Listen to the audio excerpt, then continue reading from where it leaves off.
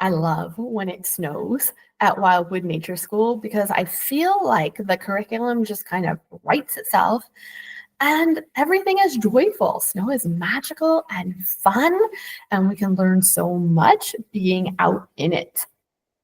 Hello, I am Nicole Trevillis-Frable, and this is Wildwood Teaching.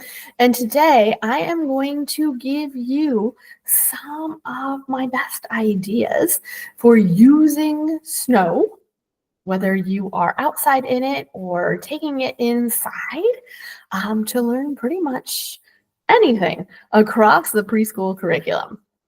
And so as I go forward with this, I want you to keep in mind that I am going to separate things out, kind of like these are ways that you can practice science. These are ways that you can practice fine motor, but know that one, children are always learning across domains, right?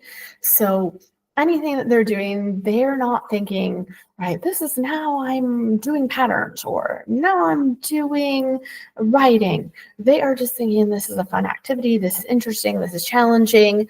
I am having an experience, right? And almost anything that I am going to tell you, it can hit multiple domains at the same time. I have just separated them out for us as educators as a way to think about things.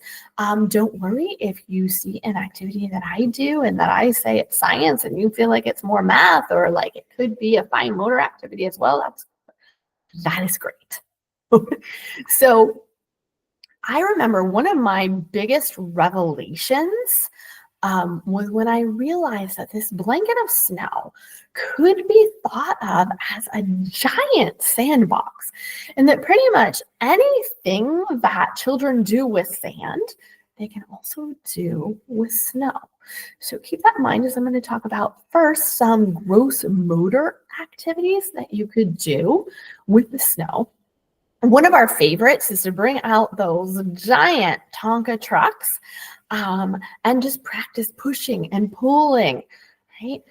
Fill them with snow, dump them with snow, create an assembly line where children are bringing snow, transporting it to their friends or to something that someone else is building or that they are building, right? Something that you might want to build with the snow is an obstacle course. You can be simple with a bunch of snow mounds. Maybe they're running around this mound. They're jumping over this snow mound. They're sliding down this snow mound. If you have enough snow, you can build a tunnel or simply build an arch with something else, pack it with snow, and then they can crawl through the snow. You can balance across a snow-covered log, all ways to challenge gross motor while having fun in the snow. I mentioned those Tonka trucks. Tonka trucks are cool because they also make tracks in the snow. So you can have some fun identifying tracks if you're lucky enough to have some animals that made tracks in the snow, or make your own tracks with the children's boots. We like to then play a guessing game. Whose boot made this one? How do we know? Can we compare and contrast? Can we talk about the details that are on the bottom of people's shoes, the shapes maybe that the tracks make or that their shoe makes? Can we talk about the size of their boots when we are deciding whose boot made what track? We can compare the types of tracks that we make when we are jumping, when we are running, when we are walking. What type of movement makes different types of tracks? And then how can we use that information to figure out what an animal was doing here? What's the pattern that their tracks are making? Are their tracks far apart or close together? Are they in a circle? What's our hypothesis about what an animal was doing here in the snow at the time that they made their tracks? You can obviously use snow as a sensory experience. There's really nothing you have to do if the snow is outside. If you do want to bring snow inside, I am going to tell you I learned the hard way that you cannot stick snow in the freezer. You can, but it won't come out as snow. It will kind of coalesce and become a block of ice. So 2 ways that you can bring snow inside. One is to create kind of the way that they do on a buffet table, right? Where you have your tray of ice and then you're setting a tray of the food that you want to keep cold on top of it. So you've done this either in a sensory table or even better, we love to explore snow on a light table. So if you just fill a bin with ice or a cooler, whatever you have, and then put the snow on top of it, then you can keep the snow for a little bit and keep it cold inside.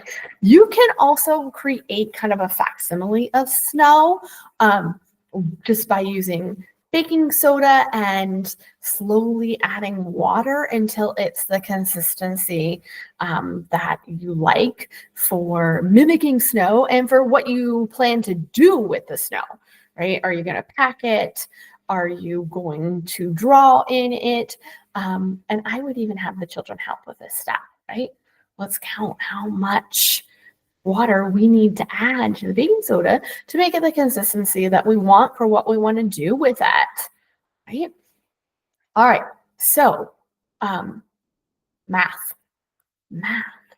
You can talk about relative size, right? Who has the largest boot print? Who has the shortest boot print? Whose boot prints are the exact same size? You can use those tracks for counting and measuring, right? Let me walk from the sandbox to the slide. Now I'm going to go back and count how many steps it took me. Does it make a difference if I walk from the sandbox to the slide or if I run from the sandbox to the slide in how many steps I'm measuring? Does it make a difference if a different child walks from the sandbox to the slide? And then how many steps does it take us? This is your chance to talk about 3-dimensional shapes, right? Pack that sand into mold, or that sand, snow, right? Pack that snow into the mold, right? And talk about 3-dimensional shapes as you're doing it. You can also pack snow into a tray. Now, this is the baking soda version of the snow. You can pack snow into a tray and use cookie cutters, right, to create patterns in the snow. Right? I have my badge, my gingerbread, my badge, my gingerbread, my badge. This is snow. If you have real snow, again, it erases this way too. You can use stamps also on your snow, right, to make your patterns. Right.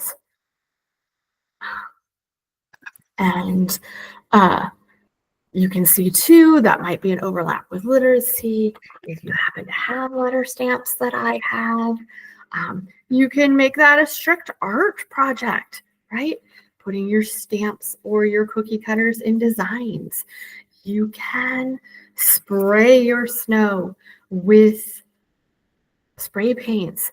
You can use a squirt bottle, again, fine motor, and you can use your squirt bottle to make letters. What if you want to write your name in the snow, right? I'm writing Nicole, but it probably looks upside down to you. Now, if you do paint on the snow and it's not in a tray and it's outside and you're using the actual environment, I would use either vegetable-based paints. Right? So you are being safe for the animals around, for the environment around your snow. Or if you don't have vegetable-based paints, clay-based paints, Food coloring works very well. The only issue with food coloring is that it does stain things. In terms of whatever expectations parents have around your children's clothing, you can also do mark making in the tray, right? As a literacy, where I can write my name in the snow, or maybe I'm just practicing how to hold a pencil and I am coloring squiggles or whatever into my snow that's been packed into a tray. Okay.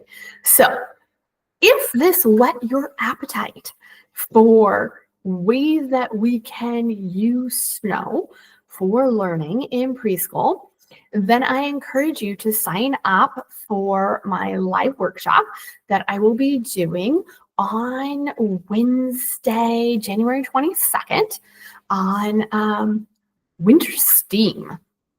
And so we're going to go much deeper into the art overlapping with math and science, and using snow in preschool. There will be additional items to what you've seen here.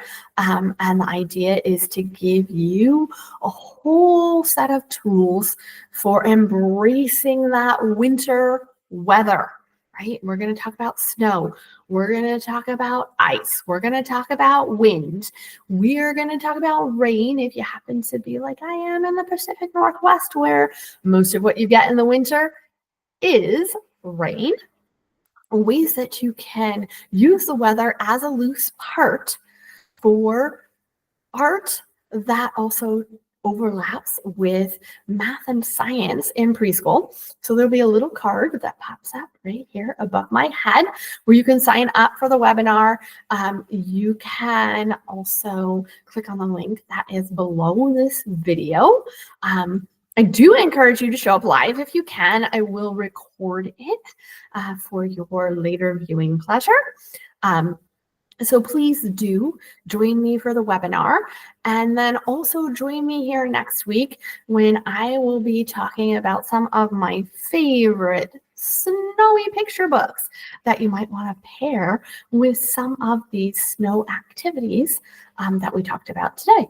I will see you there.